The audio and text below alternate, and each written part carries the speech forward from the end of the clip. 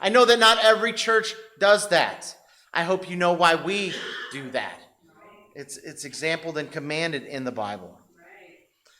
You know, in Jerusalem, the scattered fragments of all the people, wherever they may be and however diverse they may be, the bits and the pieces, it all comes together. We're put together in a single whole. It's interesting, this phrase, Jerusalem is built, you know, the well-built city of Jerusalem. The King James translation puts it as, Jerusalem is built as a city that is compactly together. The Coverdale Bible translated it as, it's a city that is in unity with itself. And it's almost as if architecturally the city of Jerusalem was meant to be a metaphor for what worship would be among the people of God.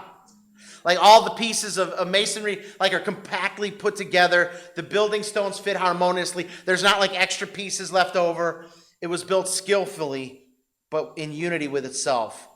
And, you know, in worship, we do come from all these different places, and we're gathered to a single whole. And it's amazing what worship does to remind us of the structure of our whole life. And they're just not really sure about things. Sometimes we come together and we're given our frame and our structure back on a Sunday morning. Have you ever woken up on a Sunday, you're not sure why you're going to church? You're just like, my body is just taking me to church this morning. Yeah. I've been there. I told Jill this morning, I wonder what would happen if I decided not to show up to church today.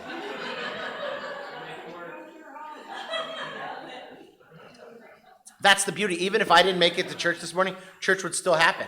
Yeah. And, you know, maybe somebody would come up here and do an ad hoc sermon. Why not? And you guys have such great hearts. You'd be like, it was the best sermon I ever heard. I know that because you guys encourage me so much. But we need structure in our life.